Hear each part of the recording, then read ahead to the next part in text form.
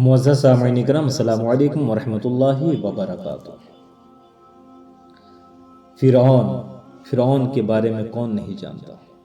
فرعون اپنے مرنے سے پہلے فرعون نے ایک بار خواب میں دیکھا کہ اس کا تخت اوندھا ہو کر گر گیا، یعنی کہ اس کا تخت پلٹ گیا۔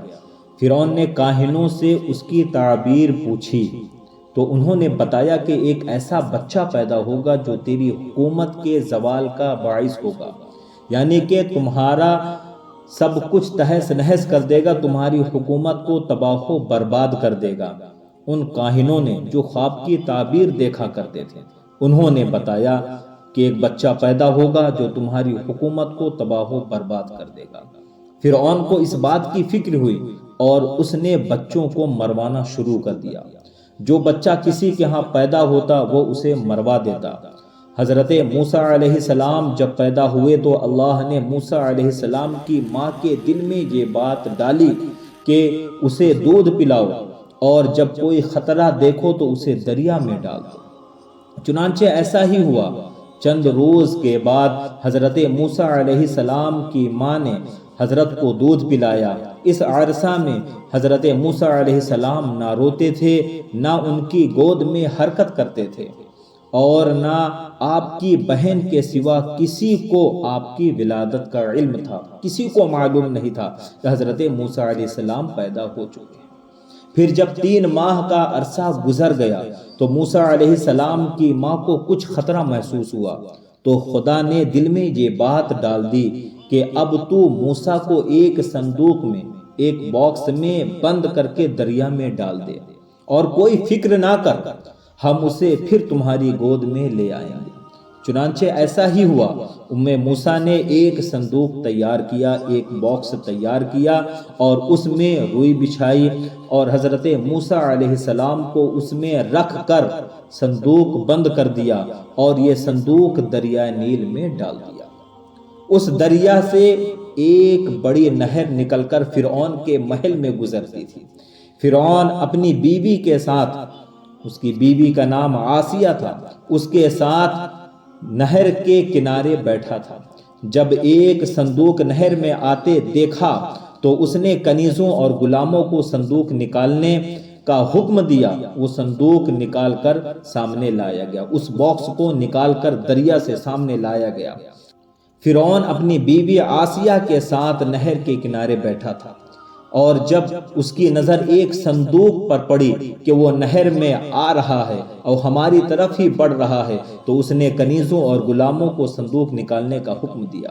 اور جب صندوق دریا سے باہر نکالا گیا اور اس صندوق کو نکال کر اس کو سامنے رکھا گیا، اور جب اسے کھولا گیا تو اس میں ایک نورانی شکل کا لڑکا، جس کی پیشانی سے وجاہت و اقبال کے آثار نمودار تھے، لوگوں نے اسے ورگلایا اور کہا کہ ممکن ہے کہ یہی وہ بچہ ہو جس نے آپ کی حکومت کو برباد کرنا ہے، جو آپ کی حکومت کو تباہ و برباد کر دے گا، آپ کے تخت کو پلٹ کر رکھ دے گا۔ چنانچہ فرعون آپ کے قتل پر آمادہ ہوا تو فرعون کی بیوی آسیہ، جو بڑی نیک خاتون تھی، کہنے لگی کہ یہ بچہ میری اور تیری آنکھ کی ٹھنڈک ہے، اسے قتل نہ کر، کیا معلوم کس سرزمین سے بہتا ہوا آیا ہے، اور تجھے جس بچہ کا اندیشہ ہے، خوف ہے، وہ تو اسی ملک کے بنی اسرائیل سے بتایا گیا ہے۔ آسیہ کی یہ بات فرعون نے مان لی، اور حضرت موسیٰ علیہ السلام کو فرعون کے محل میں ہی رہنے لگے، ان کو رہنے کی اجازت مل گئی، وہ آسیہ کے ساتھ میں رہنے لگے۔ اور فرعون نے آپ کو دودھ پلانے کے لیے دائیاں بلائی، مگر حضرت موسیٰ علیہ السلام کسی دائی کا دودھ نہ پیتے تھے۔ اب فرعون کو فکر ہوئی کہ اس بچہ کے لیے کوئی ایسی دائی ملے جس کا یہ دودھ پینے لگے۔ ادھر حضرت موسیٰ علیہ السلام کی ماں اپنے بچہ کی جدائی میں بے قرار تھی، بے چین تھی، اور موسیٰ علیہ السلام کی بہن جس کا نام مریم تھا، وہ آپ کے تجسس کرنے اور معلوم کرنے کے صندوق کہاں پہنچا اور آپ کس کے ہاتھ میں آئے، آپ کی تلاش میں تھی، حتیٰ کہ پتہ چلتے چلتے یہ پتہ چلا کہ وہ فرعون کے محل میں پہنچ گئی۔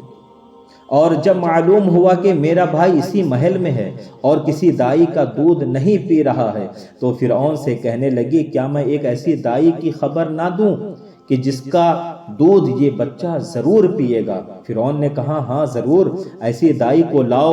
چنانچہ وہ اس کی خواہش پر اپنی والدہ کو بلا لائی، اور جب وہ آئیں تو موسیٰ علیہ السلام فرعون کی گود میں تھے اور دودھ کے لیے رو رہے تھے۔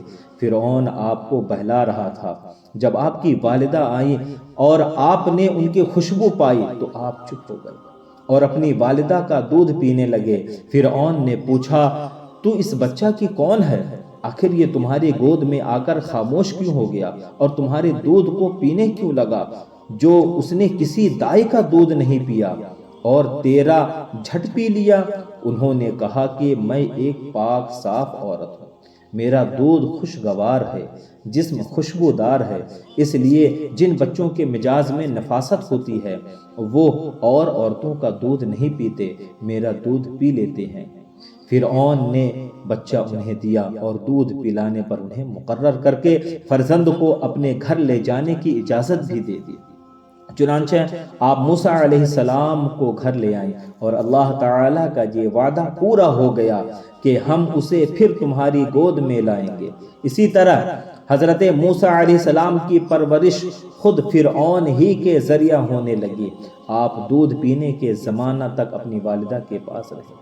اس زمانہ میں فرعون انہیں ایک اشرفی روزانہ دیتا اور دودھ چھوڑنے کے بعد آپ حضرت موسیٰ علیہ السلام کو فرعون کے پاس لے آئے اور وہ وہیں پرورش پاتے رہے۔ معزز سامعین کرام، اللہ تعالیٰ بڑی قدرت اور بے نیازی کا مالک ہے کہ موسیٰ علیہ السلام کو خود فرعون ہی کے محل میں رکھ کر ان کی پرورش فرمائی، اور موسیٰ علیہ السلام نے اپنے بچپن میں کسی دائی کا دودھ نہ پی کر اور اپنی ماں کو پہچان کر انہی کا دودھ پی کر یہ بتا دیا کہ نبی بچپن میں بھی ایسا علم و عرفان رکھتے ہیں جس سے عوام محروم ہوتے۔ انبیاء کو اپنی مثل بشر کہنے والوں میں سے اگر کسی کو بچپن ہی میں کتیا کے دودھ پر بھی ڈال دیا جائے تو وہ اس کتیا کا بھی دودھ پینا شروع کر دے گا، مگر نبی کی شان علم یہ ہے کہ وہ بچپن میں اپنی ماں کے سوا کسی دوسری عورت کا بھی دودھ نہیں پیتے۔ پھر انبیاء کے مثل ہونے کا دعویٰ کرنا کس قدر جہالت کی بات ہے۔ غور کرو اور ان تمام باتوں سے بچو۔